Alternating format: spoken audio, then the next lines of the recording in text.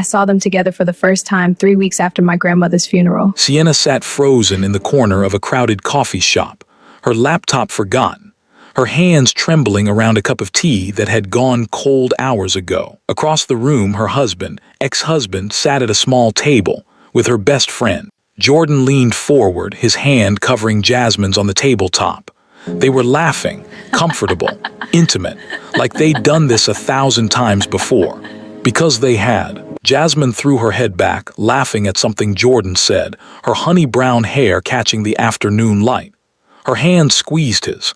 He leaned in and kissed her. Not a friendly kiss, a lover's kiss. And Sienna understood in that single devastating moment that this wasn't new. This wasn't a rebound.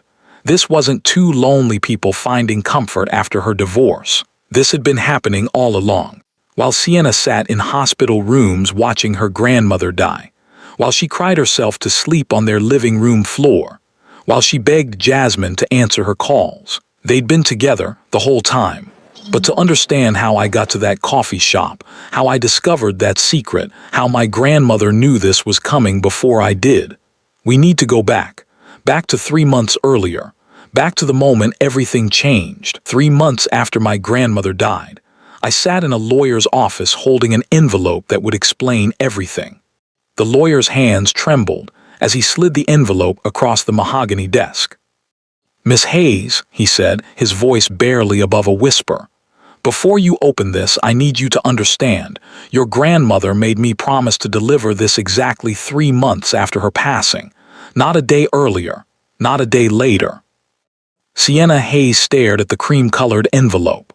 Her name was written across it in her grandmother's elegant cursive, the same handwriting that had filled birthday cards, grocery lists, and the occasional scolding note left on the refrigerator. But before I opened that envelope, before I learned about the money, before I discovered what my grandmother had been hiding, I need to take you back to where this all truly began. Back to 6 months earlier, when my life looked completely different. If you love stories about ordinary people discovering their extraordinary strength, you need to hit that subscribe button right now. Seriously, don't wait. And drop a like on this video because what happens next is going to blow your mind. Now, let me tell you how Sienna Hayes lost everything and found something far more valuable than she ever imagined. 6 months earlier, Sienna's life looked completely different. She lived in a cozy apartment in Philadelphia with her husband, Jordan Hayes.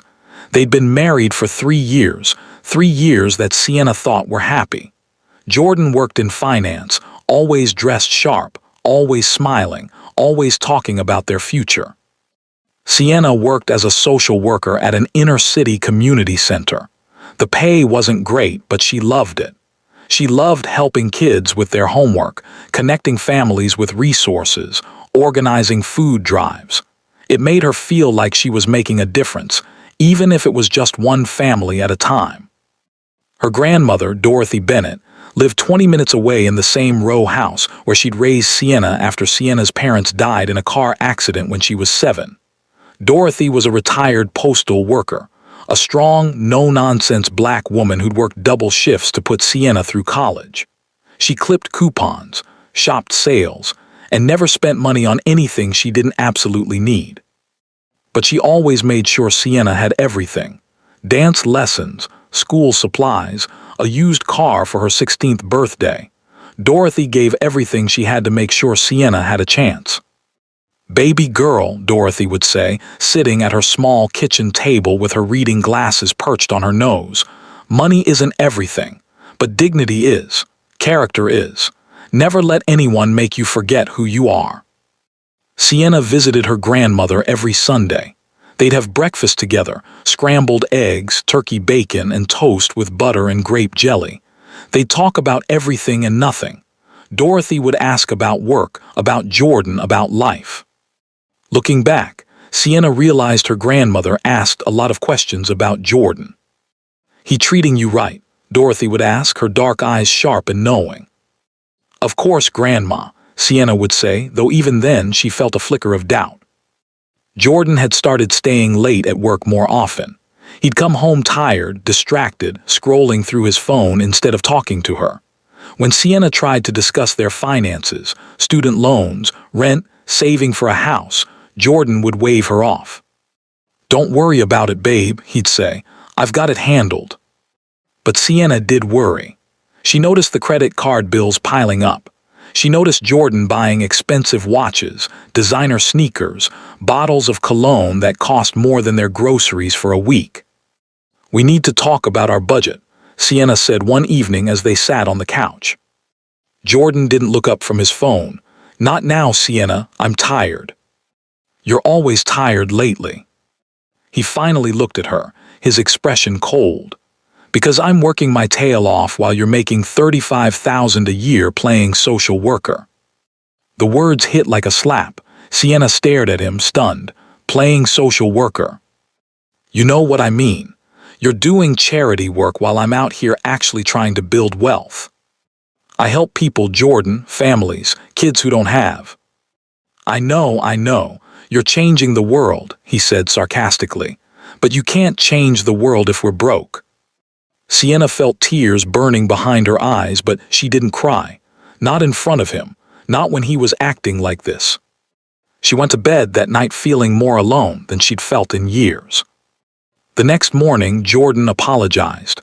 He brought her coffee in bed, kissed her forehead, and said he was just stressed about work. Sienna wanted to believe him. She wanted things to go back to normal. But deep down, she knew something had shifted. 3 months before Dorothy's death, Sienna's best friend, Jasmine Brooks, started acting strange. Jasmine was a light-skinned black woman with hazel eyes and an infectious laugh. She and Sienna had been friends since college, roommates, sorority sisters, bridesmaids at each other's weddings. They talked every day, shared everything, knew each other's deepest secrets. But lately, Jasmine had been distant. She'd cancel plans at the last minute, avoid Sienna's calls, and give vague excuses about being busy with work. "Are we okay?" Sienna asked one afternoon when they finally met for lunch at their favorite spot in Center City. Jasmine stirred her iced tea, not making eye contact. "Of course, why wouldn't we be?" "I don't know, you just seem off." "I'm fine, see, just got a lot going on." "You can talk to me, you know that, right?" Jasmine looked up then, and for just a second Sienna saw something in her friend's eyes. Guilt, sadness, she couldn't tell. "I know," Jasmine said softly. "I just need to figure some things out on my own." Sienna reached across the table and squeezed her friend's hand. "Whatever it is, I'm here." Jasmine pulled her hand back, grabbing her purse. "I gotta go, work emergency."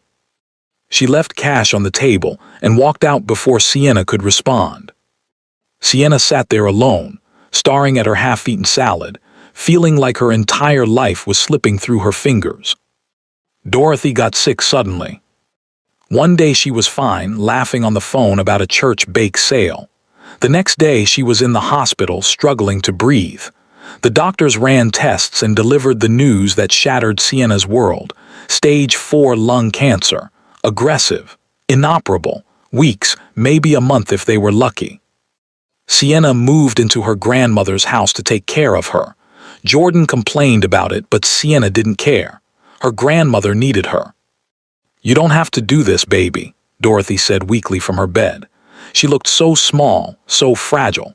This woman who'd carried Sienna through every hard moment now barely had the strength to sit up. "Yes, I do," Sienna said, adjusting her grandmother's pillows. "You took care of me my whole life. Now it's my turn." Dorothy reached for Sienna's hand, her grip surprisingly strong. "I need to tell you something." "Rest first, Grandma. We can talk later." "No," Dorothy's voice was firm. "Listen to me. Things aren't always what they seem. People aren't always who you think they are." Sienna frowned. "What do you mean?" "Jordan, Jasmine, they're not." Dorothy coughed, her whole body shaking with the effort. "Don't talk, Grandma, please. Save your strength." Dorothy closed her eyes, tears sliding down her weathered cheeks. "Just promise me you'll be strong. Promise me you won't let them break you." "I promise." But Sienna didn't understand. Not yet. Over the next 2 weeks, Sienna barely left her grandmother's side. She took a leave of absence from work. She slept in the chair next to Dorothy's bed. She held her hand, read to her, played old gospel music that Dorothy loved. Jordan visited once. He stayed for 20 minutes, checked his phone the entire time, and left saying he had a meeting. Jasmine didn't visit at all. "Where's your friend?" Dorothy asked one evening, her voice barely a whisper. "She's busy with work," Sienna lied. Dorothy gave her a look that said she knew better. "Baby girl, sometimes the people closest to us are the ones who hurt us the most. Remember that." "Grandma, what are you trying to tell me?" But Dorothy had fallen asleep, exhausted from the effort of speaking. 3 days later, on a Tuesday morning just after sunrise, Dorothy took her last breath with Sienna holding her hand. "I love you, Grandma," Sienna whispered through her tears. "Thank you for everything." And just like that, the woman who'd been her rock, her safe place, her home, was gone. The funeral was small. Dorothy had outlived most of her friends. The church was maybe a third full, neighbors, a few people from her old job, members of her prayer group. Jordan sat beside Sienna, checking his phone periodically. Sienna wanted to scream at him, to throw his phone out the window, but she was too numb, too exhausted to fight. Jasmine didn't come. She sent a text. "So sorry, C. Can't make it, family emergency, thinking of you." Sienna stared at that text for a long time. Family emergency. Jasmine's parents lived in Florida, healthy and retired. Her brother was in California. What family emergency? After the funeral, people came back to Dorothy's house for the repast. Church ladies had prepared food: fried chicken, mac and cheese, collard greens, sweet potato pie. The house smelled like home, but it felt empty without Dorothy's laughter filling the rooms. Sienna stood in the kitchen, watching people eat and talk and offer their condolences. She felt like she was watching her life from outside her body, like none of this was real. Jordan found her there. "Hey, I'm gonna head out, got some things to take care of." "Today? You're leaving today?" "I've been here all day, Sienna. I've got responsibilities." "Your wife just buried her grandmother." "And I was here for the funeral, but life goes on. You're not the only one with problems." Sienna looked at this man she'd married. This man she'd promised to love through better or worse. This man who couldn't even stay with her on the worst day of her life. "Who are you?" she whispered. Jordan sighed, irritated. "Don't be dramatic, I'll see you at home later." He walked out, leaving Sienna standing alone in her grandmother's kitchen, surrounded by people who cared more about her than her own husband did. The next 2 weeks passed in a blur. Sienna cleaned out Dorothy's house, sorted through decades of belongings, donated clothes, packed up photos. Every item brought back memories. A Sunday hat Dorothy wore to church. The blue apron she wore when she cooked. The Bible with pages worn soft from daily reading. Sienna found herself crying at random moments, in the middle of folding sheets, while washing dishes, standing in Dorothy's bedroom. Jordan was home less and less. He'd come in late, sleep on the couch, and leave early for work. When Sienna tried to talk to him, he'd shut down. "I need space," he said one night. "Space? Jordan, I just lost my grandmother." "I know that, but you're not the only person in this relationship. I have needs too." "What needs? What are you talking about?" He grabbed his jacket. "I'm staying at a hotel tonight. I'll call you tomorrow." He didn't call. 3 days later, Sienna came home from work to find Jordan packing a suitcase. "What are you doing?" she asked, though she already knew. "I can't do this anymore, Sienna." The words hung in the air between them, cold, final. "Can't do what?" "This, us, the struggling, the drama, your constant neediness." "My grandmother just died, Jordan." "I know, and I've been patient, but I can't keep putting my life on hold for you." Sienna felt something break inside her chest. "Putting your life on hold? I'm your wife." Maybe that was a mistake. The room tilted. Sienna grabbed the doorframe to steady herself. "What did you just say?" Jordan zipped his suitcase, his jaw set. "I want a divorce." "You're leaving me. Now, 3 weeks after my grandmother died. I'm not doing this to hurt you. I'm just being honest. We're not working. We haven't been working for a while. So you're just leaving. My lawyer will be in touch. You can have the apartment. I'll move out my stuff this week. Sienna watched in stunned silence as Jordan walked to the door. He paused, his hand on the doorknob. For what it's worth, I did love you once, he said quietly. Then he was gone. Sienna stood in the middle of her empty apartment, the silence pressing down on her like a physical weight. She sank to the floor, pulled her knees to her chest, and let herself fall apart. She called Jasmine. The phone rang and rang, then went to voicemail. Jazz, please, Sienna sobbed into the phone. Jordan left me. I need you. Please call me back. Jasmine didn't call back.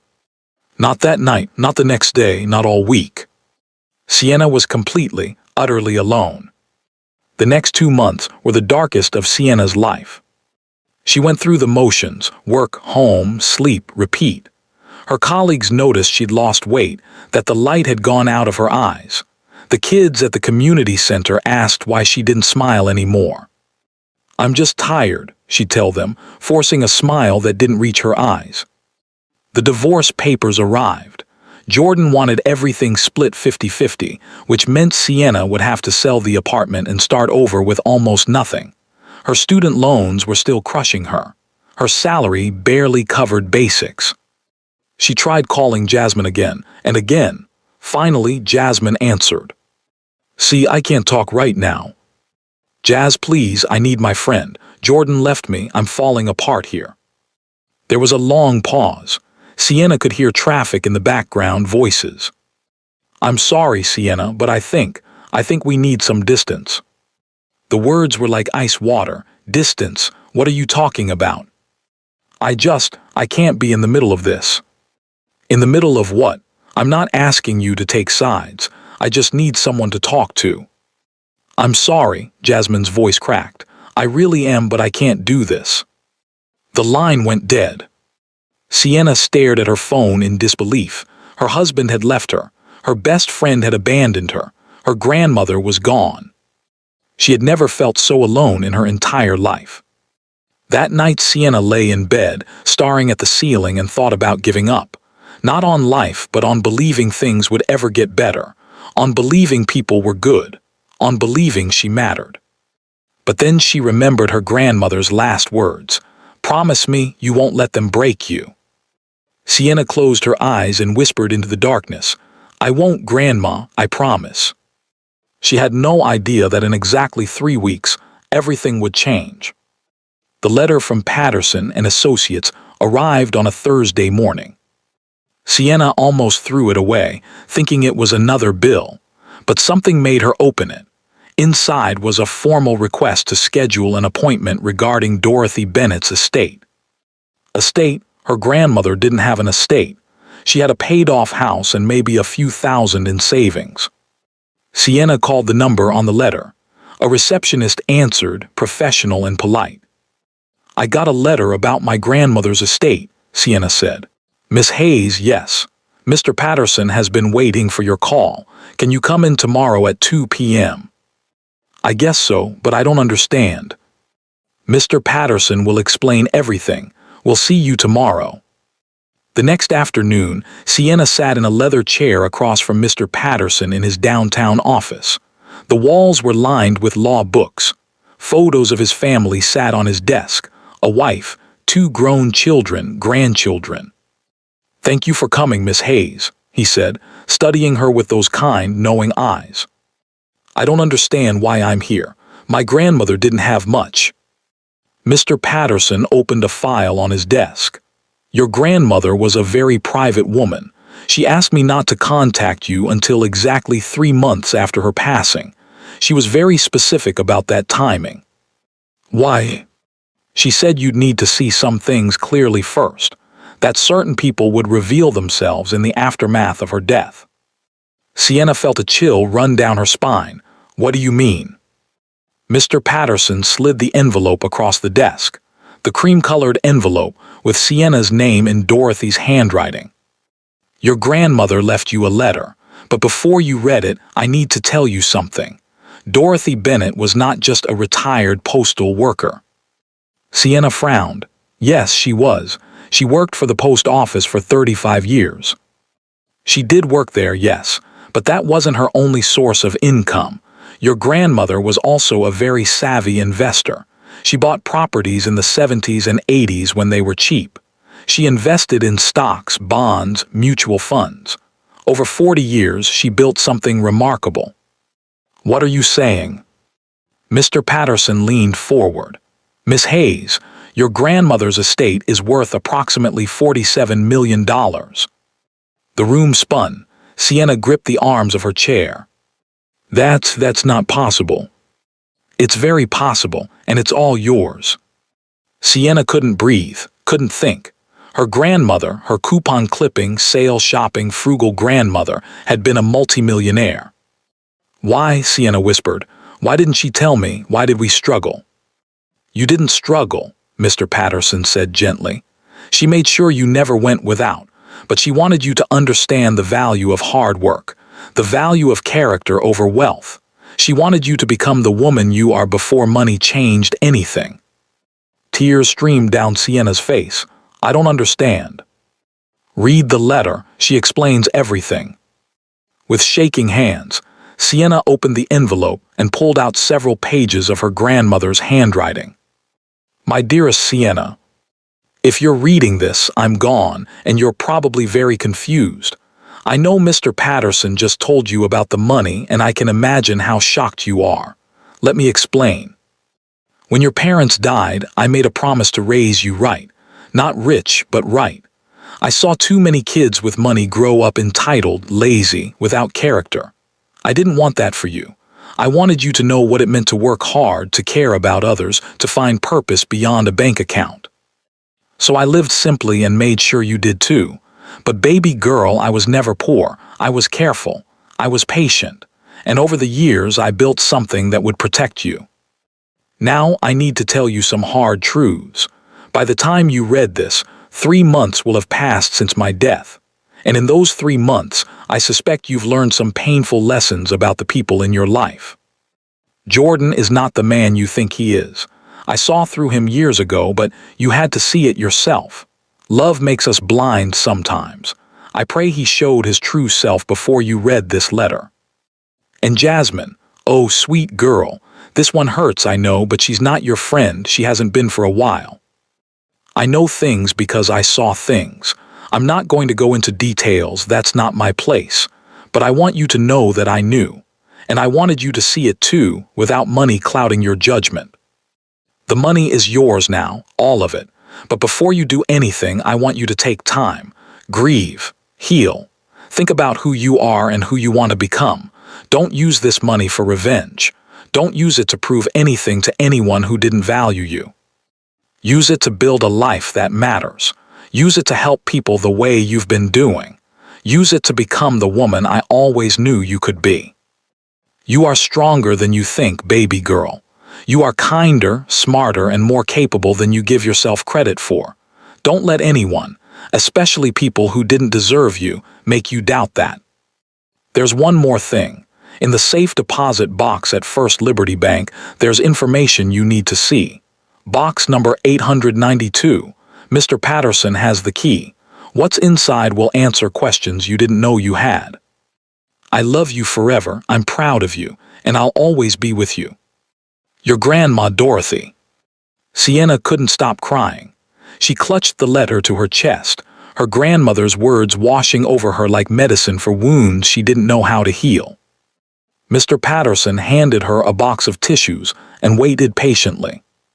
When Sienna finally composed herself, she looked up at him. The safe deposit box, can we go there now? I was hoping you'd say that. Are you still watching? Because what Sienna found in that safe deposit box is going to change everything you thought you knew about this story. Make sure you're subscribed because episode 2 is coming and you do not want to miss what happens next. Drop a comment telling me what you think is in that box. I'll be reading them all. Now let's continue. First Liberty Bank was a 10-minute drive from Mr. Patterson's office.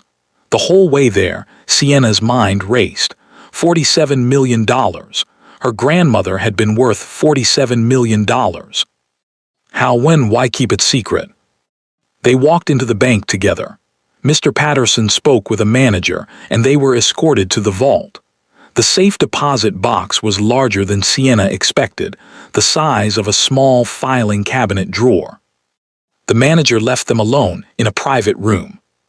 "Take your time," Mr. Patterson said. "I'll be right outside if you need me."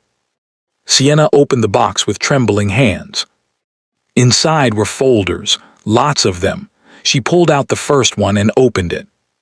It was a property deed, a brownstone in Brooklyn, purchased in 1978 for $38,000. Current estimated value, $4.2 million. The next folder held stock certificates. Apple, Microsoft, Amazon, all bought decades ago when they were just starting. The next folder made Sienna's heart stop. It was a private investigator's report. The date at the top was from 6 months ago, right before Dorothy got sick. The report was about Jordan.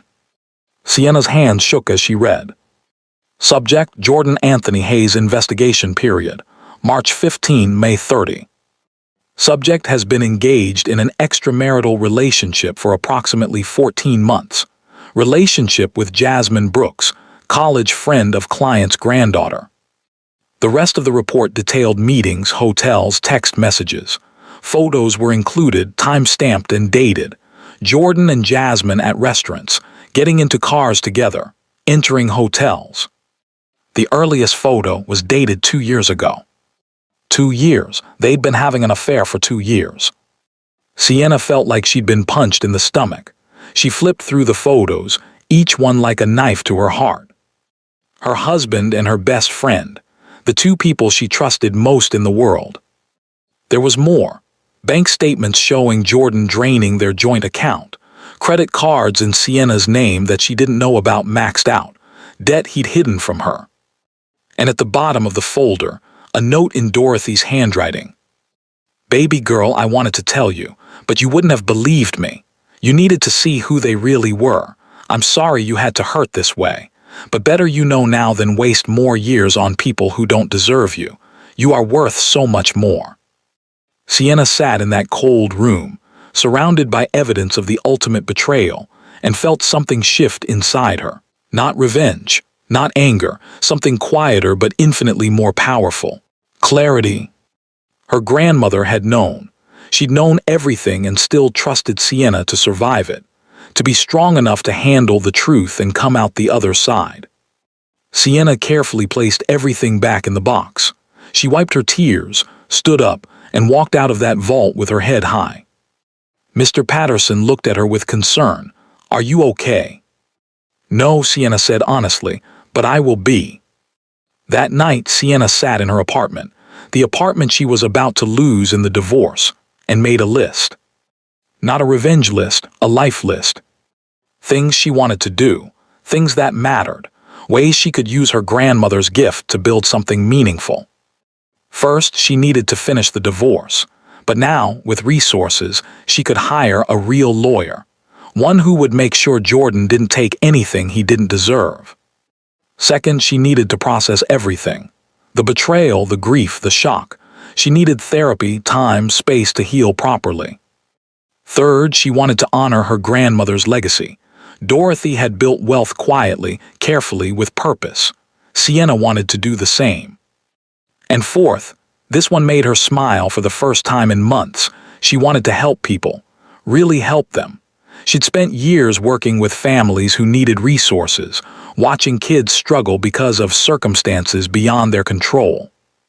Now she had the power to change that. But first, she had to deal with Jordan and Jasmine. Not by destroying them, by showing them exactly who she'd become without them. The next morning, Sienna called a lawyer Mr. Patterson recommended. Her name was Monica Rivers, a sharp black woman in her 50s with a reputation for being fair but fierce. Tell me everything, Monica said when they met. Sienna did. The marriage, the betrayal, the hidden debt, the affair. Monica listened without interrupting, taking notes. And now you want? Monica asked when Sienna finished. I want what's fair.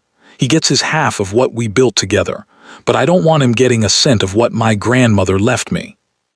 That's easy. Inheritance is not marital property. He has no claim to it. He maxed out credit cards in my name, drained our savings. I have proof. Monica's eyes gleamed. Oh, this just got interesting. He committed fraud. We can use this. I don't want to destroy him, Sienna said carefully.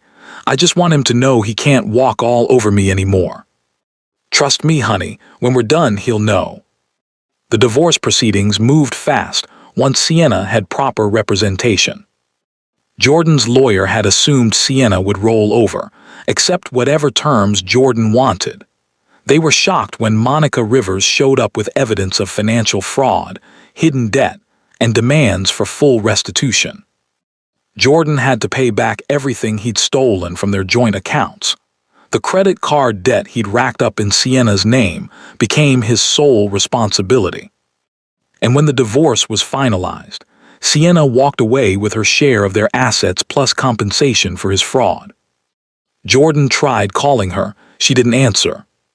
He sent texts. We need to talk. This isn't fair. You've changed. I thought we could do this civilly. Sienna blocked his number. She was done giving energy to people who didn't deserve it. Jasmine, surprisingly, showed up at Sienna's apartment one evening about a month after the divorce was final. Sienna opened the door and just looked at her. This woman who'd been her sister in everything but blood. This woman who'd betrayed her in the worst possible way. Can I come in? Jasmine asked, her voice small. No. Sienna, please, I need to explain. There's nothing to explain. You slept with my husband for 2 years while pretending to be my friend. Tears filled Jasmine's eyes. I never meant to hurt you. But you did over and over. Every time you hugged me, every time you texted me, every time you looked me in the eye and lied. I'm sorry, I'm so sorry. Jordan and I, it just happened. Nothing just happens, Jazz. You made choices. Every single day for 2 years you chose to betray me. We're in love. Those words should have hurt, but Sienna felt nothing except a distant pity. Then I hope you're very happy together, Sienna said calmly. I hope it was worth it. Don't be like this. We've been friends since college. We were friends, Sienna corrected. Past tense. You're not that person anymore, and I don't have room in my life for people who aren't real. So that's it, you're just cutting me off. You cut yourself off the first time you slept with my husband. Jasmine's face crumpled. I heard about your grandmother's money, I wanted to say. Don't, Sienna's voice was sharp. Don't you dare talk about my grandmother. Don't you dare mention that money. Because if you're standing here hopping, I'll share it with you. Hopping, I'll forget what you did because I'm rich now. You're even more lost than I thought. That's not why I'm here. Yes, it is. You had 2 years to tell me the truth. You had 100 chances to be a real friend. You never showed up to my grandmother's funeral. You abandoned me when I was drowning. The only reason you're here now is because you know I'm not broke anymore. Jasmine had nothing to say to that. Goodbye, Jasmine, Sienna said and closed the door. She leaned against it, breathing hard, and realized she felt lighter than she had in months. Over the next few weeks, Sienna worked with Mr. Patterson and a financial advisor to understand the full scope of her grandmother's estate. It was staggering, properties in 3 cities, stock portfolios that had grown exponentially over decades, bonds, mutual funds, precious metals. Dorothy had been a financial genius, quietly building wealth while living like she had nothing. Your grandmother was one of the smartest women I've ever met, Mr. Patterson said. She understood something most people don't. Real wealth isn't about showing off. It's about security, freedom, and the power to help others. Sienna thought about that a lot. She thought about her work at the community center, the families she tried to help with the limited resources available. She thought about kids who couldn't afford school supplies, parents who worked 3 jobs and still couldn't make rent, teenagers who had potential but no opportunity. I want to start a foundation, Sienna said one day during a meeting with her financial team. They looked at her with interest. What kind of foundation? Her advisor, a woman named Patricia Coleman, asked. Something that helps working families, rent assistance, school supplies, job training, childcare, the kind of support that actually makes a difference. Patricia smiled. That's beautiful and very doable with your resources. I don't want my name on it, Sienna said quickly. Not yet. I want to do this quietly, like my grandmother did everything. We can absolutely make that happen. And so the Dorothy Bennett Foundation was born. Sienna poured herself into building it. She hired people who understood poverty, who'd lived it, who genuinely wanted to help. She set up programs that addressed real needs without judgment or bureaucracy. Within 6 months, the foundation was operating in 3 cities, helping hundreds of families. Sienna worked alongside her team, often anonymously. She'd show up at distribution events in jeans and a t-shirt, packing boxes, talking to families. Most people had no idea she was the founder. That's exactly how she wanted it. A year after her grandmother's death, Sienna stood in front of a mirror in her new apartment. A beautiful space in a quiet neighborhood, not too flashy, but comfortable and safe. She barely recognized the woman staring back at her. She breathed in, making herself as small as possible, and pushed with her feet against the wall behind her. Something tore her dress, but suddenly she was through. She tumbled out of the window and landed hard on the ground outside, the air knocked out of her lungs. She lay there for a second, trying to remember how to breathe. The cold ground pressed against her face. Stars spun above her. Then she remembered Daddy. She had to get to Daddy. Destiny scrambled to her feet and ran. She didn't know exactly where she was, but she knew the direction of the city. She'd memorized it from the window, the lights in the distance. That's where she needed to go. Her bare feet slapped against dirt and pavement as she ran through the darkness. Dogs barked in the distance. Cars passed on a nearby road, their headlights like searching eyes. She ran for what felt like hours. Her lungs burned, her feet bled, but she didn't stop, couldn't stop. Finally, when the sky was starting to turn gray with early morning light, Destiny saw something she recognized. A street sign. Martin Luther King Boulevard. She knew that street. It was near her daddy's house. She was almost there. Her legs felt like they might collapse, but she forced them to keep moving. Block after block. Past closed stores and sleeping houses. Past a homeless man who looked at her with confused eyes but didn't say anything. And then there it was, the big iron gate, the stone driveway, the house where she used to live. Home. Destiny ran to the front door and started pounding on it with her small fists. Weak, exhausted hits that barely made any sound. Daddy, she tried to call out, but her voice was just a whisper. Daddy, please. She hit the door again and again, crying now, all her strength leaving her body. Inside the house, Marcus Williams woke up to a sound he couldn't identify. A soft thumping, like something hitting the front door. Probably kids messing around, he thought, or maybe a bird or something. But the sound continued, persistent, desperate. Marcus dragged himself out of bed. His head spun. His body ached worse than ever. He'd been feeling progressively sicker all week. The doctor wanted him to go to the hospital for tests. He'd been ignoring the calls. He walked down the stairs slowly, holding the railing. Each step was an effort. God, he was falling apart. The thumping continued, softer now, like whoever was making it was running out of strength. Marcus unlocked the door and pulled it open, expecting to find nothing. Instead, he found everything. Destiny stood on his doorstep. Her pink dress was torn and filthy. Her hair was matted with dirt. Her feet were bleeding. Her face was streaked with tears and exhaustion. But she was alive, alive. Marcus's mind went completely blank. He couldn't process what he was seeing. This couldn't be real. It wasn't possible. Destiny was dead. He'd buried her. He'd cried at her grave. He'd watched them lower her casket into the ground.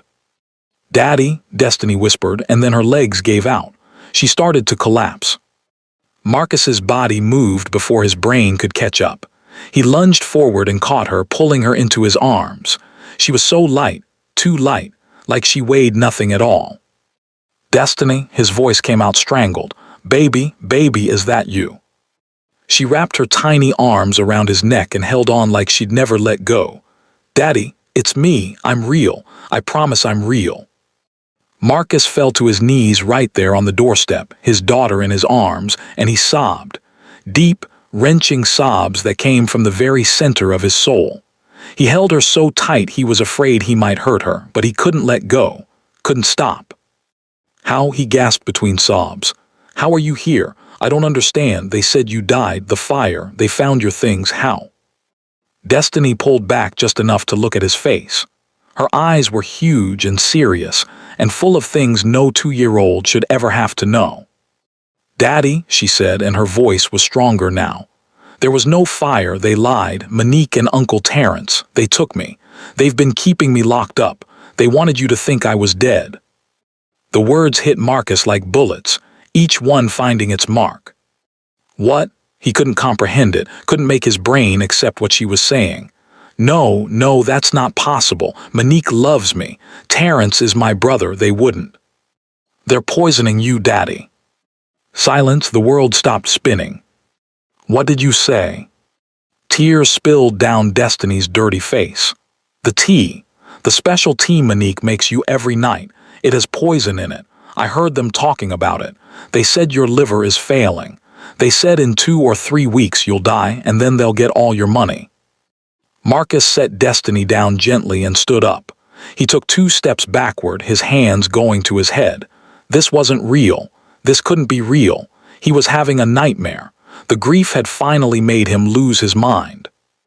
"Daddy, you have to believe me," Destiny said urgently. "They're bad people. They faked the fire. They kept me in a cabin in the woods. They're planning to kill you." Marcus looked at his daughter, really looked at her, at the cuts on her feet, the bruises on her arms, the fear in her eyes, the truth in her face. And suddenly, things started clicking into place. How sick he'd been feeling. How Monique always insisted he drink that tea. How Terrence had been so eager to take over the company. How neither of them seemed that devastated about Destiny's death after the first week. "Oh God," Marcus whispered. "Oh God, it's true."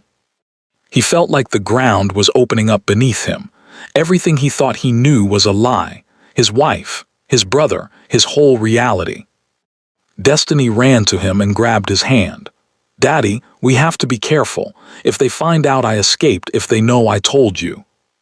The sound of a car in the driveway made them both freeze. "Get inside," Marcus said, his voice suddenly sharp and clear. "Hide now." Destiny ran into the house and dove behind the couch just as they heard footsteps on the front porch. Marcus stood in the open doorway, his mind racing. How was he going to play this? What was he going to do? The doorbell rang. He opened it. Monique stood there dressed for work, her smile bright and beautiful. "Baby, you're up early. I forgot my phone. I think I left it in the bedroom." She started to walk past him, but Marcus blocked her path. "You okay?" she asked, her perfect eyebrows drawing together in concern. Marcus looked at this woman he'd married, this woman he'd trusted with his life, this woman who was slowly murdering him. "I'm fine," he said, his voice flat. "Your phone's on the kitchen counter." Monique gave him a strange look, then went to get it. Marcus watched her, his hands clenched into fists at his sides. Every instinct screamed at him to confront her, to scream at her, to hurt her the way she'd hurt him. But Destiny's words echoed in his mind. "We have to be careful." She was right. If he confronted Monique now, she'd run. She'd warn Terrence. They'd disappear and he'd never be able to prove what they'd done, never be able to get justice. Monique came back with her phone, still giving him that weird look. "You sure you're okay? You look different." "Just didn't sleep well," Marcus said. "Go to work, I'll see you tonight." She hesitated, then kissed his cheek. "Okay, I'll make you some fresh tea when I get home, the strong stuff, you need it." The strong stuff, more poison. "That'd be great," Marcus forced himself to say. Thanks, baby. Monique left, and Marcus locked the door behind her. His hands shook so badly he could barely turn the deadbolt. She's gone, he called out. Someone's here to see you, Alexis said, her expression uncertain. She doesn't have an appointment, but she says it's important. Her name is Jasmine Brooks. Sienna's chest tightened. She hadn't seen or spoken to Jasmine in almost 2 years.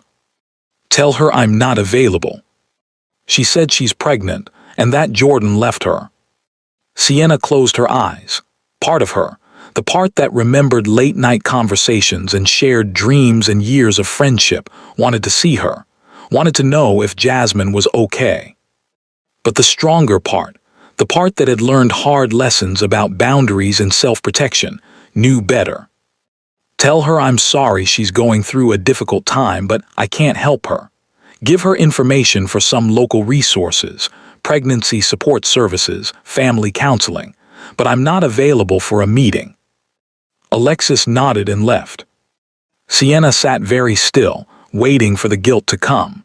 The voice that would tell her she was being cruel, that she should help someone who was struggling. But it didn't come. Instead, she felt peaceful, clear. She'd learned to tell the difference between genuine compassion and being manipulated by guilt. She could hope Jasmine figured things out without being the person who fixed it for her. Some chapters close. That's not cruelty, that's wisdom. That evening, Sienna had dinner with Taylor, Devin, and Lisa, her real friends, her chosen family. They talked about work, life, dating, or the lack thereof, and dreams for the future. You seem happy, Taylor observed, studying Sienna across the table. Like, genuinely happy, not fake it till you make it happy. Sienna thought about that. Was she happy? Yeah, she said, surprised by how true it was. I actually am. Even after everything, Devin asked gently, they all knew her story. Maybe because of everything, Sienna said. I know who I am now. I know what matters. I know who deserves space in my life and who doesn't. That's worth more than any amount of money. They raised their glasses. To knowing your worth, Lisa said. To building something real, Devin added. To Dorothy, Taylor said softly, for raising someone extraordinary. To Grandma, Sienna whispered, her eyes filling with tears. For everything. The email arrived at 6:47 on a Monday morning. Sienna was drinking coffee in her kitchen, scrolling through Foundation Business, when she saw the sender's name, Marcus Hayes Legal Representation. Jordan's lawyer. Her stomach dropped. The divorce had been finalized for 2 years. What could he possibly want now? She opened the email with trembling fingers. Dear Miss Hayes, we represent Mr. Jordan Hayes in matters regarding the dissolution of your marriage. It has come to our attention that significant assets were concealed during divorce proceedings. Specifically, an inheritance valued at approximately $47 million that you received prior to the finalization of your divorce, but failed to disclose. Under state law, assets acquired during marriage may be subject to equitable distribution. We believe Mr. Hayes has a legitimate claim to a portion of this inheritance. We are requesting a meeting to discuss an amended settlement. If you are unwilling to negotiate, we are prepared to file a motion to reopen the divorce case. Please respond within 10 business days. Sienna's hands shook so hard she nearly dropped her phone. He was coming after her grandmother's money. She immediately called Monica Rivers. I got an email from Jordan's lawyer, Sienna said, her voice tight with panic. They're trying to reopen the divorce. They want part of my grandmother's inheritance. Monica was silent for a moment. When she spoke, her voice was calm and controlled. Forward me that email right now. Don't respond to them. Don't contact Jordan. Let me handle this. Can they do this? Can they actually take my grandmother's money? Not if I have anything to say about it. Inheritance is separate property in our state. The timing of when you received it doesn't matter. It was never marital property. They're fishing. Hoping you'll panic and offer a settlement to make them go away. That's exactly what I want to do, Sienna admitted. Don't. The moment you offer money, you're admitting they have a case. They don't trust me on this. Sienna hung up feeling slightly better, but the anxiety lingered. Jordan had walked away. He'd chosen Jasmine. He'd moved on with his life. Why was he doing this now? The answer came 3 days later, when Taylor sent her a link to a gossip blog. "You need to see this," Taylor texted. The blog post was titled, "Local Finance Bro Loses Everything After Cheating on Secret Heiress." Sienna's heart sank as she read. The article detailed Jordan's life post-divorce. He'd lost his job at Kimball and Associates, though the article didn't mention that Sienna had owned the company. He'd struggled to find new employment. His relationship with Jasmine had imploded spectacularly when she got pregnant and he proposed, only for her to miscarry 2 months later. The stress had destroyed what little they had. According to the article, Jordan was now working as a junior analyst, making a fraction of his previous salary, living in a studio apartment, and drowning in debt from the lifestyle he'd maintained while pretending to be more successful than he was. And then he'd seen the articles about Sienna, about the foundation, about the inheritance. The article quoted an anonymous source close to Jordan saying, "He's kicking himself. He had no idea she came from money. If he'd known, things would have been different." Sienna felt sick reading it. He didn't regret hurting her. He regretted losing access to money he'd never known existed. The legal battle dragged on for 3 months. Jordan's lawyers filed motion after motion, each one more desperate than the last. They argued that Sienna had committed fraud by not disclosing the inheritance. They claimed the inheritance should have been mentioned during divorce proceedings. They even tried to argue that Dorothy had given Sienna the money during the marriage, not after. Monica systematically destroyed every argument. She produced the documentation showing the inheritance was placed in an irrevocable trust that only became active upon Dorothy's death, after Jordan had already filed for divorce. She provided evidence that Sienna had no knowledge of the inheritance until after the separation. She demonstrated that inheritance is legally separate property regardless of timing. But more than that, Monica went on the offensive. She filed a counter-motion detailing Jordan's financial fraud during the marriage, the credit cards he'd opened in Sienna's name, the joint savings he'd drained, the lies about his income and spending. "If Mr. Hayes wishes to revisit the divorce settlement," Monica wrote in one particularly scathing brief, "we welcome the opportunity to present evidence of financial misconduct that was not fully addressed in the original proceedings." Jordan's lawyers backed off after that, but not before one final, desperate move. Jordan himself showed up at Sienna's office. Alexis tried to stop him, but he pushed past her, storming into Sienna's office unannounced. "We need to talk," he demanded.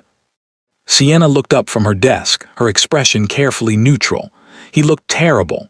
Thinner, older, with dark circles under his eyes and cheap clothes that didn't fit right. "You need to leave," Sienna said calmly. "Now." "You're really going to do this? You're going to let your lawyers destroy me?" "I'm not doing anything to you, Jordan. You're destroying yourself." "I made a mistake, okay? I admit it, I messed up, but you don't have to bury me." "I'm not burying you. I'm protecting what's mine." He laughed bitterly. "What's yours? You got lucky. Your grandmother left you a fortune you didn't earn, didn't deserve. Get out. And now you're acting like you're better than everyone. Like you're some kind of saint because you started a charity with money that fell in your lap." Sienna stood slowly, her voice cold as ice. "Security is on their way up right now. You can leave voluntarily or you can be escorted out. Your choice." Jordan's face twisted with anger and something else, desperation. "I lost everything because of you," he said. "No," Sienna corrected. "You lost everything because of your choices. You chose to cheat. You chose to lie. You chose to commit fraud. Those were your decisions, not mine." "I could have loved you," he said, and there were actual tears in his eyes now. "If I'd known." "You could have loved my money," Sienna interrupted. "Not me. You never loved me, and honestly, I don't think you're capable of loving anyone but yourself." Security arrived then, two large men who firmly escorted Jordan out while he shouted threats and accusations. Sienna sat back down, her hands shaking. Alexis appeared in the doorway, concerned. "Are you okay? Should I call someone?" "I'm fine," Sienna said, but she wasn't. Seeing Jordan like that, broken, desperate, pathetic, didn't feel like victory. It felt sad. Not sad enough to help him, but sad nonetheless. That night, Sienna couldn't sleep. She kept replaying Jordan's words, "I could have loved you." The implication was clear. She hadn't been worth loving when she was just Sienna, the social worker making $35,000 a year. But add $47 million to the equation, and suddenly she became lovable. The thought made her feel hollow. She called Dr. Brooks, her therapist, even though it was late. "I'm having a hard time," Sienna admitted when Dr. Brooks answered. "Tell me what's going on." Sienna explained everything: Jordan's lawsuit, his appearance at her office, the things he'd said. "And now I'm lying here wondering," Sienna said, her voice breaking. "Wondering if anyone will ever love me for me, or if from now on everyone who meets me will just see dollar signs." "That's a valid fear," Dr. Brooks said gently. "But let me ask you something. Did Jordan's words tonight teach you anything new about him, or did they just confirm what you already knew?" Sienna thought about that. They confirmed it. "Exactly. Jordan showed you who he was 2 years ago when he left you at your lowest point. Tonight was just more evidence of the same character. The question isn't whether Jordan would have loved you if he'd known about the money. The question is, do you want love that's conditional on your bank account?" "No." "Then you already have your answer. The right person will love you, not your money.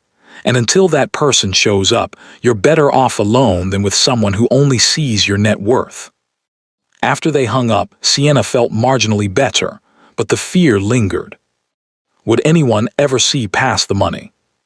The legal battle finally ended when Jordan's lawyers withdrew all motions and issued a formal apology to the court for frivolous litigation. Monica called Sienna with the news. "It's over. He's done. And he's lucky I convinced you not to countersue for harassment." "I just want it to be finished," Sienna said. "It is. He can't come after you again. The case is closed, and if he tries anything else, he'll be held in contempt." Sienna should have felt relieved. Instead, she just felt tired. She threw herself into work. The foundation was expanding into education initiatives. They were piloting a program that provided free tutoring, mental health support, and college prep for underserved students. Sienna visited the sites personally, meeting with students and families. A teenage girl named Aisha told her, "You changed my life. I was gonna drop out, but the tutoring program helped me bring my grades up. Now I got accepted to 3 colleges." These moments reminded Sienna why everything else was worth it. 6 months after the legal battle ended, Sienna was invited to speak at a TED-style conference about social entrepreneurship. She almost said no. She was exhausted from the Jordan situation and wasn't sure she had it in her to be inspirational. But Devin convinced her. People need to hear your story, not the money part, the resilience part, how you turned pain into purpose. So Sienna agreed. The conference was in Boston. As she stood backstage waiting to go on, Sienna felt the familiar flutter of nerves. A man stood nearby, also waiting. He was tall, black, with an athletic build and an easy smile. He wore jeans and a blazer over a plain t-shirt, casual but put together. "First time?" he asked, noticing Sienna's nervous energy. "Second, actually, but it doesn't get easier." He laughed. "I'm on my 5th and I still feel like I might throw up." "That's not encouraging." "I'm Marcus," he said, extending his hand. "Marcus Whitfield." "Sienna Hayes." His eyes widened slightly. "The Bennett Foundation. I've heard amazing things about your work." "Thank you. What do you do?" "I run a nonprofit that builds community centers in low-income neighborhoods. We focus on creating spaces where kids can be safe, get tutoring, play sports, basically stay out of trouble. They talked for 20 minutes before Sienna was called to the stage. She delivered her speech feeling energized by the conversation. When she came off stage, Marcus was waiting. "That was incredible," he said. "You want to grab coffee? I'd love to talk about potential collaboration between our organizations." Sienna hesitated. The last thing she needed was another complication, but something about Marcus felt different, safe, genuine. "Coffee sounds good," she said. They ended up talking for 3 hours at a cafe near the conference center. Marcus told her about growing up in Atlanta, about losing his older brother to gang violence when Marcus was 14, about how that loss had driven him to create safe spaces for other kids. "I started the first center with money I saved working 2 jobs," Marcus explained. "It was tiny, just a basement in a church, but kids showed up, and more kids, and eventually we got some grants and expanded." "How many centers do you have now?" Sienna asked. 8.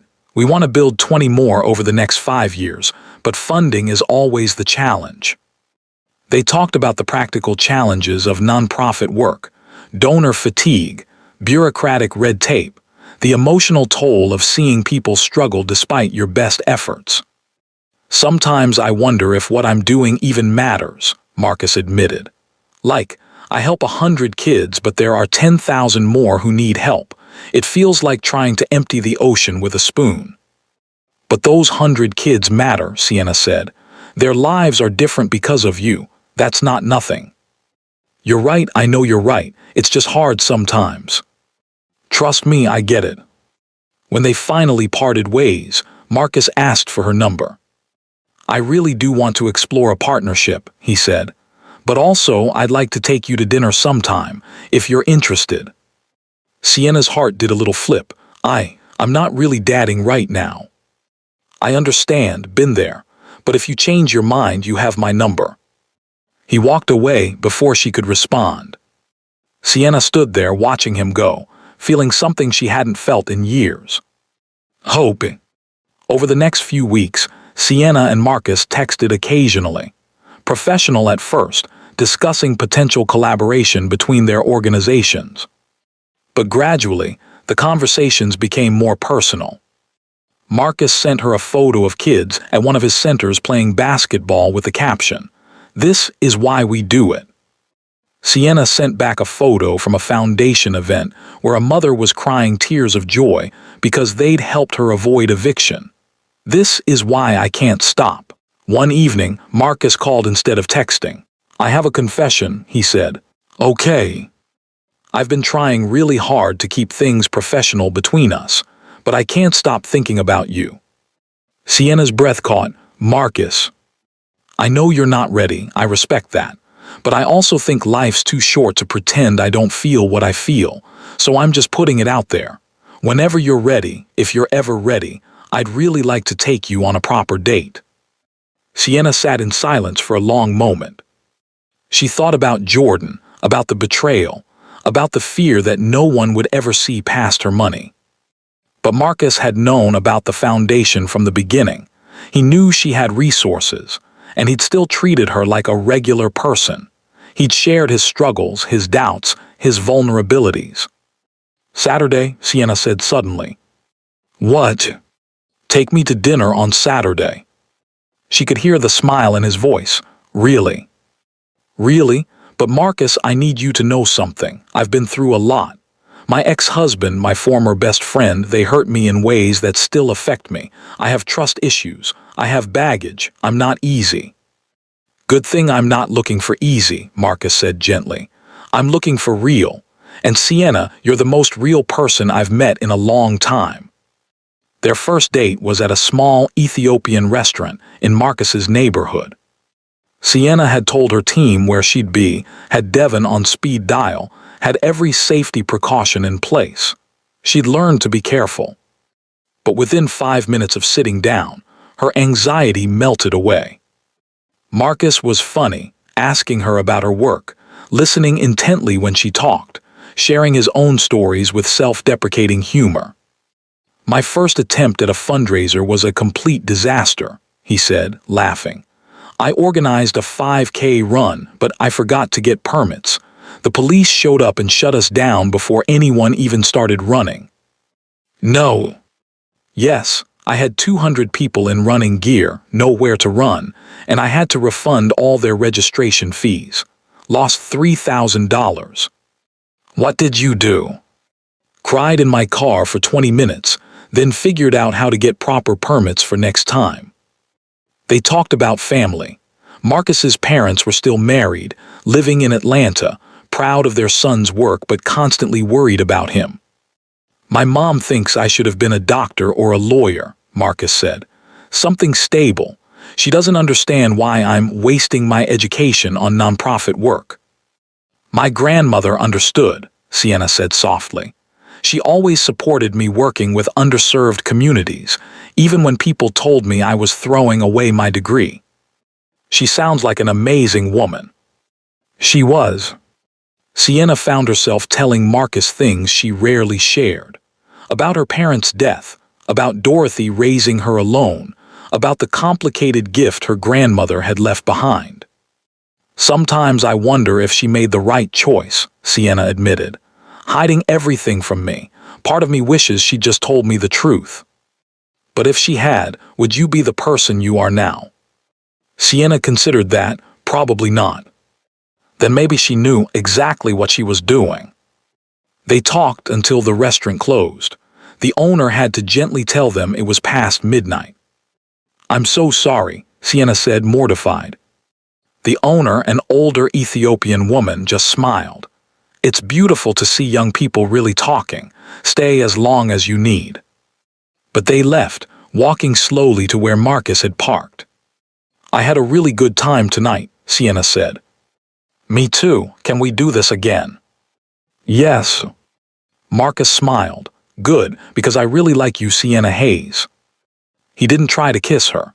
He just hugged her goodnight, a warm, genuine embrace that felt safe. Sienna drove home, feeling lighter than she had in years. Over the next 3 months, Sienna and Marcus became inseparable. They went to museums, tried new restaurants, took long walks through different neighborhoods. Marcus introduced her to his world, the community centers, the kids who adored him, the volunteers who respected him. Sienna introduced Marcus to her team, her friends, her life. Taylor, Devin, and Lisa all gave their approval. He's good for you, Taylor said after meeting Marcus for the first time. You smile more when he's around. Sienna did smile more. She laughed more. She felt more like herself than she had since before Dorothy got sick. Marcus never treated her differently because of her wealth. When they went out, they split bills or took turns paying. He never asked her for money, never hinted that the foundation should fund his centers, though Sienna eventually offered to partner on a project because it made sense programmatically. I want to keep our relationship and our work separate, Marcus said when she brought it up. I don't ever want you to wonder if I'm with you because of what you can do for my organization. I don't wonder that, Sienna said. Good, but let's keep clear boundaries anyway, for both our peace of mind. Sienna appreciated that more than he knew. But of course, happiness always comes with complications. 4 months into their relationship, Sienna got a call from an unknown number. Hello. Sienna, it's Jasmine. Sienna's blood ran cold. How did you get this number? I need to talk to you, please, it's important. I have nothing to say to you. I'm sick, really sick, cancer, stage 3. Sienna felt like she'd been punched. I'm sorry to hear that. I don't have anyone. My family won't talk to me. Jordan's gone. I'm alone and I'm scared and I know I don't deserve your help, but I don't know who else to call. Every instinct told Sienna to hang up, but she heard the genuine terror in Jasmine's voice. What do you want from me? Sienna asked quietly. Can we meet? Just once. I need to apologize properly. I need you to know how sorry I am before it's too late. Sienna closed her eyes. This felt like manipulation, but what if it wasn't? What if Jasmine really was dying? I'll think about it, Sienna said. Please, I'm begging you. Sienna hung up without answering. She immediately called Dr. Brooks. She says she has cancer, Sienna explained. And part of me thinks she's lying to manipulate me. But what if she's not? What if she's actually dying and I refuse to see her? What do you think you owe her? Dr. Brooks asked. Nothing. She destroyed our friendship. She betrayed me in the worst way possible. Then why are you considering this? Sienna was quiet for a long time. Because my grandmother taught me that forgiveness isn't about the other person. It's about not carrying poison in your own heart. That's true, but forgiveness doesn't require you to put yourself in a position to be hurt again. You can forgive someone and still maintain boundaries. So what do I do? What feels right to you? Sienna thought about it for days. She talked to Marcus, who listened without judgment. Whatever you decide, I support you, Marcus said. But don't do it out of guilt. Do it because it's what you need. Finally, Sienna made her decision. She would meet Jasmine once in a public place with clear boundaries, but she had no idea that this decision would lead to a revelation that would change everything. The coffee shop was crowded and noisy, exactly what Sienna wanted. She arrived 15 minutes early and chose a table in the center of the room where everyone could see them. No dark corners, no privacy, just two women having a public conversation. Marcus had offered to come with her, but Sienna declined. I need to do this alone, she'd said. Text me when it's over, he'd responded, kissing her forehead. I'll be waiting. Now, sitting there with her untouched latte growing cold, Sienna watched the door and tried to calm her racing heart. Jasmine arrived at exactly 2 o'clock. Sienna almost didn't recognize her. The vibrant, confident woman who'd once been her best friend had been replaced by someone gaunt and fragile. Jasmine had lost at least 30 pounds. Her skin looked gray. She wore a scarf wrapped around her head, and Sienna realized with a jolt that her hair was gone. She really was sick. Jasmine spotted Sienna and walked over slowly, carefully, like each step required concentration. Thank you for coming, Jasmine said, her voice barely above a whisper. Can I sit? Sienna nodded, not trusting herself to speak. Jasmine sat down with a small grimace of pain. Up close, she looked even worse. Dark circles under her eyes, trembling hands, the unmistakable look of someone fighting a battle they might not win. You look good, Jasmine said, attempting a smile. Happy. Thank you. I heard you're seeing someone, Marcus Whitfield, right? I saw photos online. Sienna stiffened. You're keeping tabs on me. No, not like that. I've been following your foundation's work. It's incredible what you're doing, really incredible. Silence stretched between them, heavy and uncomfortable. Finally, Jasmine spoke. I know you don't owe me anything. I know I destroyed our friendship in the worst way possible, but I needed to see you face to face and tell you how deeply, truly sorry I am. Okay, Sienna said neutrally. That's it, just okay. What do you want me to say, Jasmine? That it's fine. That I forgive you and we can be friends again. No, I don't expect that. I need you to understand that what I did haunts me every single day. Good, Sienna said coldly. It should. Jasmine flinched but nodded. You're right, it should. Can I at least explain? There's nothing to explain. You slept with my husband for 2 years while pretending to be my friend. Those are facts. Explanations don't change them. You're right, Jasmine said again. But can I tell you anyway? Not to excuse what I did, but because I need you to know the truth before I die. The word die hung in the air between them. Sienna took a breath. Fine, talk. Jasmine wrapped her hands around the cup of tea she'd ordered but hadn't touched. It started at your engagement party. Do you remember? Jordan had too much to drink.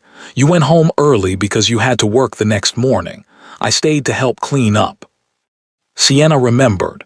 She'd been exhausted, training for a new position at the community center. Jordan had been annoyed that she left early. We were cleaning up, Jasmine continued. And Jordan started talking about how stressed he was, about money, about feeling like he wasn't living up to expectations. I listened. I told him things would get better, and then he kissed me. Sienna's jaw clenched, and you let him. I did, and I've hated myself for it every day since. I should have pushed him away. I should have told you immediately, but I didn't. I kissed him back and then we kept going. For 2 years. For 2 years, Jasmine confirmed, tears sliding down her cheeks. And the worst part is I convinced myself I loved him, that what we had was real, that somehow we were meant to be together and you were just in the way. Well, I know how that sounds. I know how awful I am. But Sienna, I need you to know, Jordan never loved me. He loved the idea of me, the ego boost of having 2 women wanting him. Once he had me completely, once you were gone and he didn't have to sneak around anymore, he changed. I don't care about Jordan's feelings, Sienna said flatly. I know, but I need to finish. Jordan left me the day after I miscarried. I was in the hospital, still bleeding, and he told me he couldn't handle the drama, that I was too needy. He walked out and I never saw him again. Despite everything, Sienna felt a flicker of sympathy. Losing a pregnancy, being abandoned in a hospital, that was traumatic. But it didn't erase the betrayal. I'm sorry that happened to you, Sienna said carefully, but it doesn't change what you did to me. I know. And when I got diagnosed 6 months later, my first thought was that it was karma, that I deserved this for what I did to you. Cancer isn't karma, Jasmine, it's just bad luck. Maybe, but Sienna, going through this, facing my own mortality, has made me see everything so clearly. I threw away the most important friendship of my life for a man who didn't give a damn about either of us. I hurt the one person who'd been there for me through everything. And now I'm dying and I have no one. Tears were streaming down Jasmine's face now. Several people in the coffee shop glanced over, curious. What do you want from me? Sienna asked quietly. Nothing. I don't want anything. I just wanted to look you in the eye and say I'm sorry. I wanted you to know that you didn't deserve what I did, that it was never about you not being enough. It was about me being broken and making terrible choices. Sienna sat back in her chair. Part of her wanted to rage at Jasmine, to list every way the betrayal had damaged her. But looking at this sick, broken woman across from her, she couldn't find the anger anymore. She just felt tired. I forgive you, Sienna said finally. Jasmine's eyes widened. What? I forgive you, not because you deserve it, not because what you did was okay, but because I'm tired of carrying hate in my heart. My grandmother taught me that forgiveness is something you do for yourself, not for the other person. Sienna. But, Sienna continued firmly, forgiveness doesn't mean reconciliation. I forgive you, but we're not friends. We're not going to have coffee dates and catch up on each other's lives. This is closure. This is me releasing the bitterness so I can move forward completely. Jasmine nodded, crying harder. That's more than I deserve, thank you. I hope your treatment goes well, Sienna said, standing. I genuinely mean that. I hope you beat this and get a chance to build a better life. Wait, Jasmine said. There's something else, something you need to know. Sienna paused. What? Your grandmother. She knew about Jordan and me. The world tilted. What did you say? About 4 months before she died, she saw us together, Jordan and me. We were at a restaurant across town, somewhere we thought was safe, but she was there. She saw us. Sienna sat back down heavily. She never said anything. She came up to our table. Jordan didn't see her, he was in the bathroom, but she looked me right in the eye and said, "Does Sienna know?" I shook my head. And she said, "She will. People like you always reveal yourselves eventually. I just hope she's strong enough to survive what you're going to do to her." Sienna felt tears burning behind her eyes. Her grandmother had known.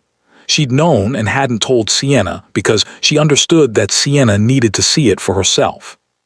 Then she said something else, Jasmine continued. She said, "When this all falls apart, and it will, you stay away from my granddaughter. You've done enough damage." And then she walked away. Why are you telling me this now? Because I broke that promise. She told me to stay away, and here I am, bothering you again.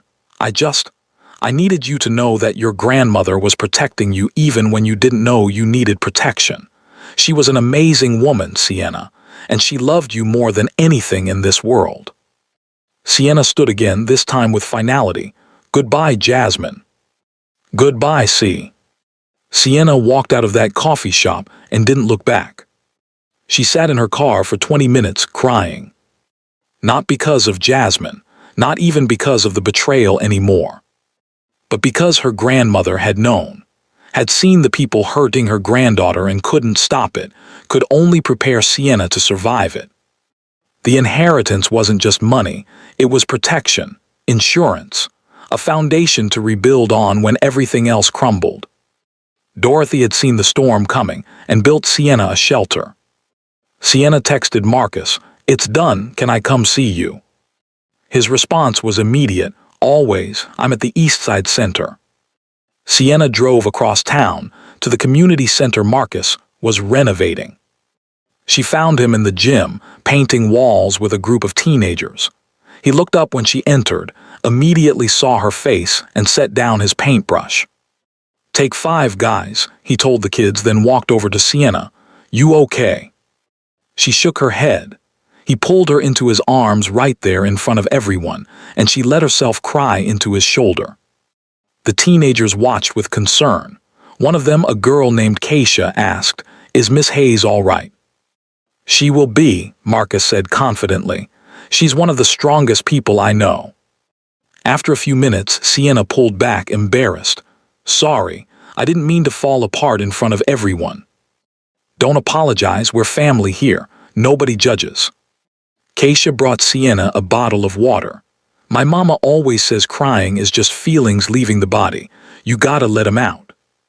Sienna laughed despite herself. "Your mama sounds wise." "She is. She also says that anyone who makes a lady cry is trash and needs to be taken out." The other kids laughed. "The person who made me cry is already dealing with her own consequences," Sienna said. "I'm just processing." Marcus kept his arm around her. "You want to tell me what happened?" "Can we talk later? Right now I just want to help paint." Marcus handed her a brush. "Welcome to the crew."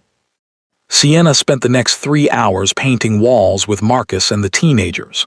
They laughed, told jokes, blasted music, and worked together to transform a dingy gym into something bright and welcoming.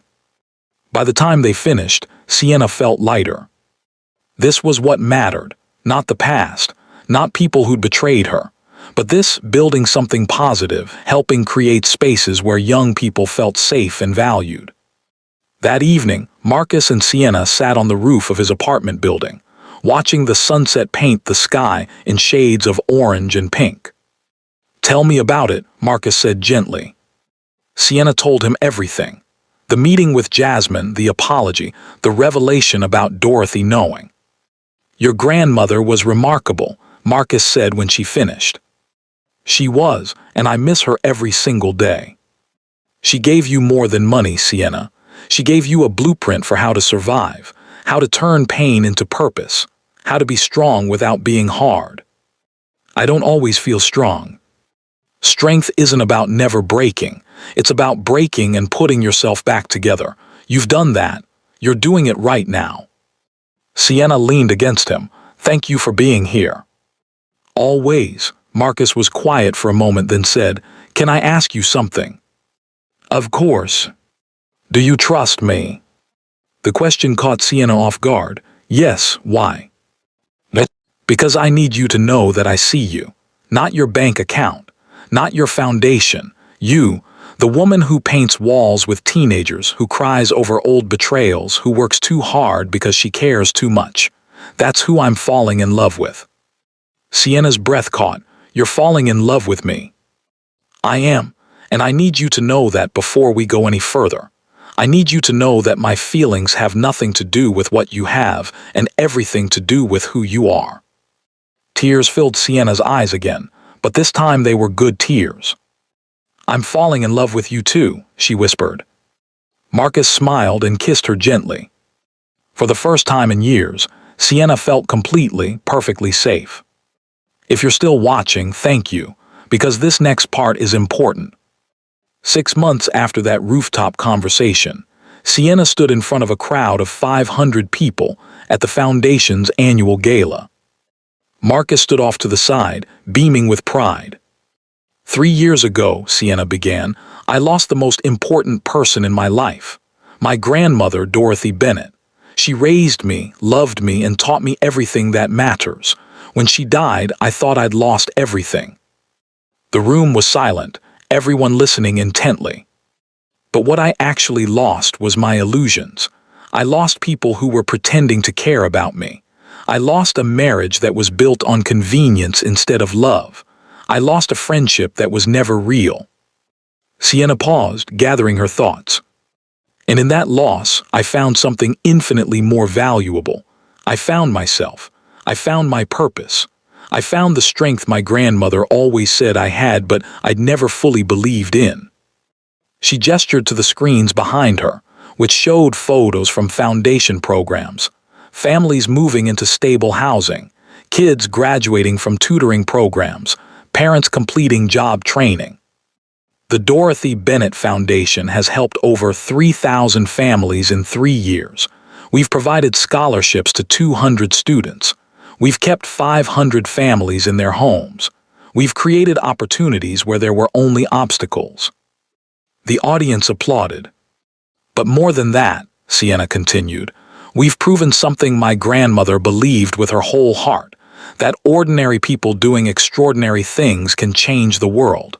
You don't need to be born rich to make a difference. You just need to care enough to try. More applause. My grandmother gave me a gift, Sienna said, her voice thick with emotion. Not just money, but wisdom, timing, trust. She believed I would become someone worthy of her legacy, and every single day I wake up trying to earn that belief. She looked directly at Marcus, who nodded encouragingly. I've learned some hard lessons these past few years. I've learned that not everyone who smiles at you wishes you well. I've learned that betrayal comes from unexpected places. I've learned that wealth attracts people, but character attracts the right people. The room murmured agreement. I've also learned that forgiveness isn't about the other person. It's about freeing yourself. That you can acknowledge pain without being defined by it. That the best revenge isn't revenge at all. It's building a life so full of purpose that the people who hurt you become irrelevant. Standing ovation. When the applause died down, Sienna smiled. Thank you all for being here tonight. Thank you for supporting this work. And thank you for believing that broken people can heal and build something beautiful. Because that's what this foundation represents. Not just my grandmother's legacy, but proof that pain can become purpose if you're willing to do the work. As she left the stage, Marcus met her with a kiss.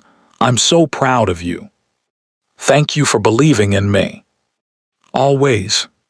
That night, after the gala ended and everyone went home, Sienna stood alone in her apartment, looking at the framed letter from her grandmother that hung on her wall. She read the familiar words again. You are stronger than you know, baby girl. I'm trying, Grandma, Sienna whispered. I'm really trying.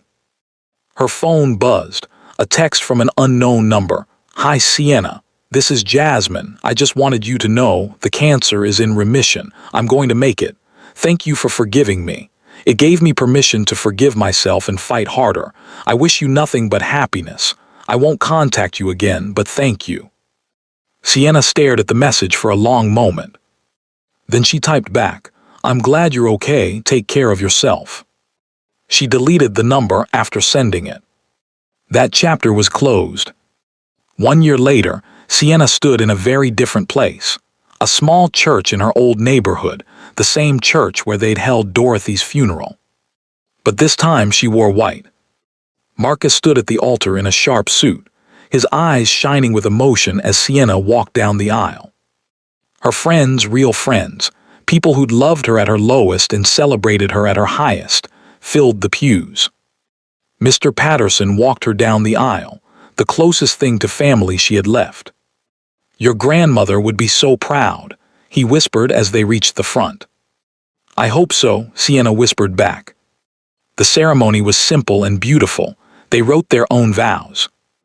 Sienna, Marcus said, his voice strong and clear, you are the bravest person I know. You've survived things that would break most people, and instead of becoming bitter, you became better. Instead of closing your heart, you opened it wider. I promise to honor that strength, to support your dreams, to be your partner in building a life that matters. I love you, not despite your past, but because every experience made you the incredible woman standing before me. Tears streamed down Sienna's face as she spoke her own vows. Marcus, you taught me that love doesn't have to hurt, that the right person will see you, truly see you, and love what they find. You've shown me that I can trust again, that I can be vulnerable without being foolish, that I can build a future without being haunted by the past.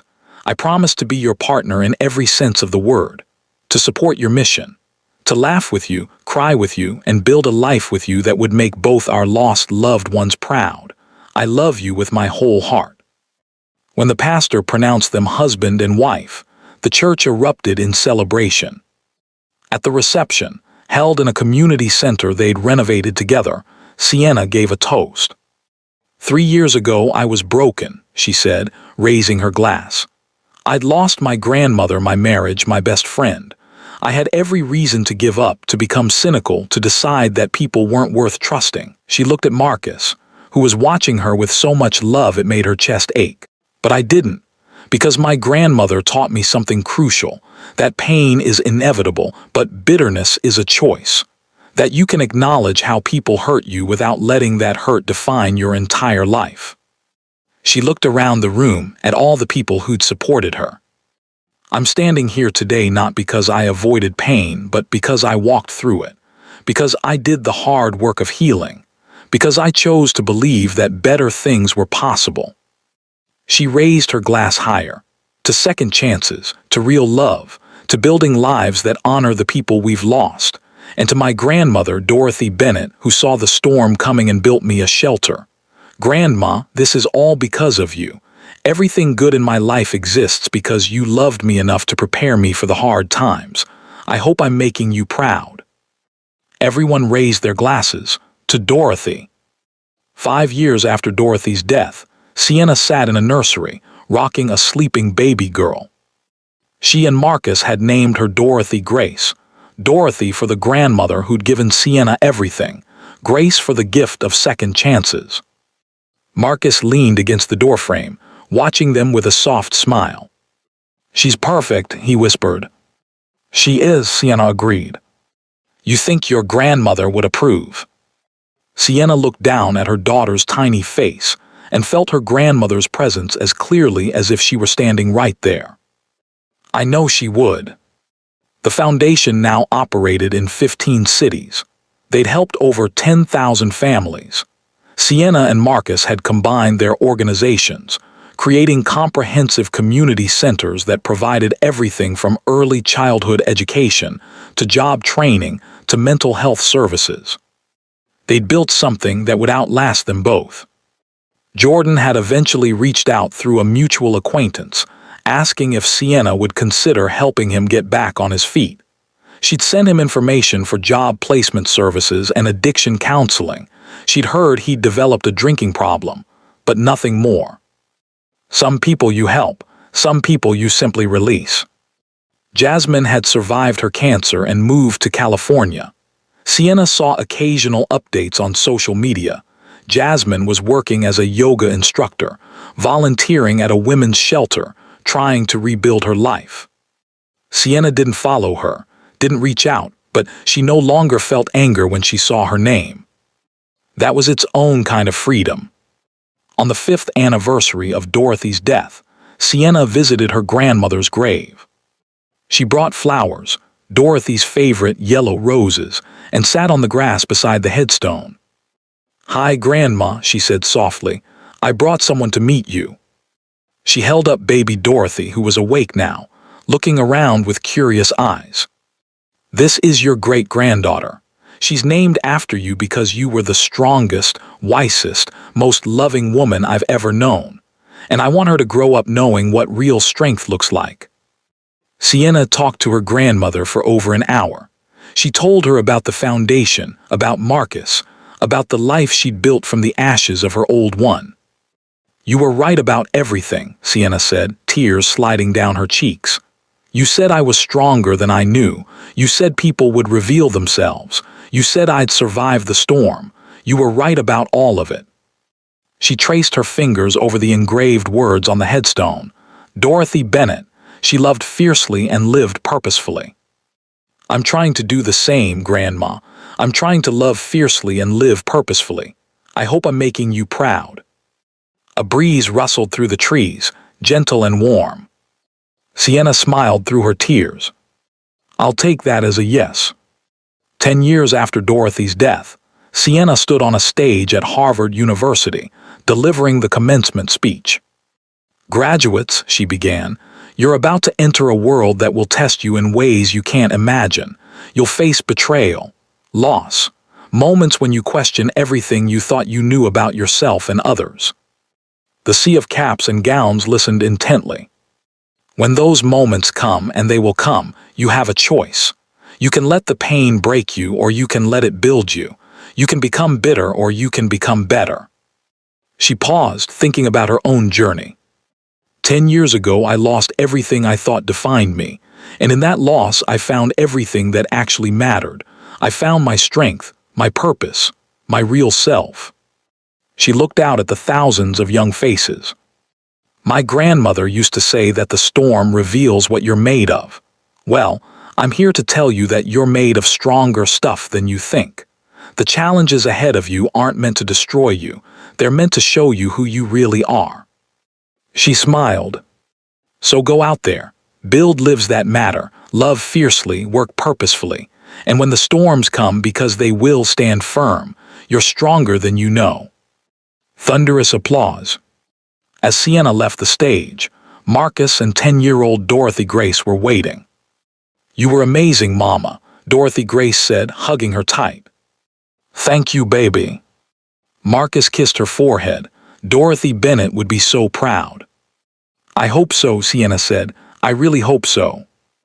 They walked out into the sunshine together, a family built on the foundation of love, resilience, and the wisdom of a grandmother who'd known exactly what her granddaughter would need to survive. Dorothy Bennett's legacy lived on. Not just in the millions of dollars she'd left behind, but in the woman her granddaughter had become. A woman who'd been broken and rebuilt herself stronger. A woman who'd been betrayed and chose forgiveness over bitterness.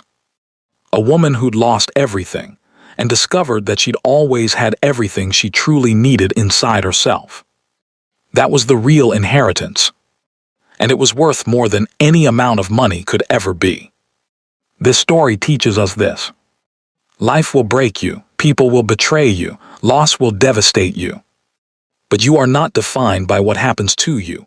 You're defined by what you do after it happens. Sienna could have become bitter. She could have used her wealth for revenge.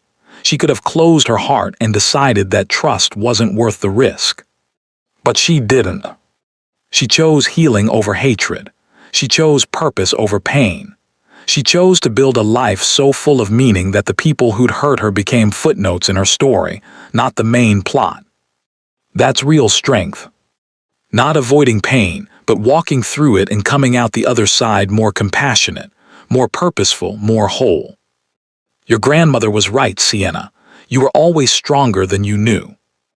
And anyone watching this who's been betrayed, who's lost everything, who feels like they'll never recover, you're stronger than you know too. The storm doesn't last forever, but the strength you build surviving it, that's yours to keep. Thank you so much for watching this story. If it touched your heart, inspired you, or made you think differently about pain and purpose, please hit that like button and share this with someone who needs to hear it. Subscribe to this channel for more incredible stories about resilience, redemption, and the power of the human spirit. And comment below, what was your favorite moment in Sienna's journey? What lesson did you take from her story? I read every single comment, and your thoughts mean the world to me. Until next time, remember, you're stronger than you know. Your pain can become your purpose. And the best revenge is building a life so beautiful that your betrayers become irrelevant. Take care of yourselves. I'll see you in the next story.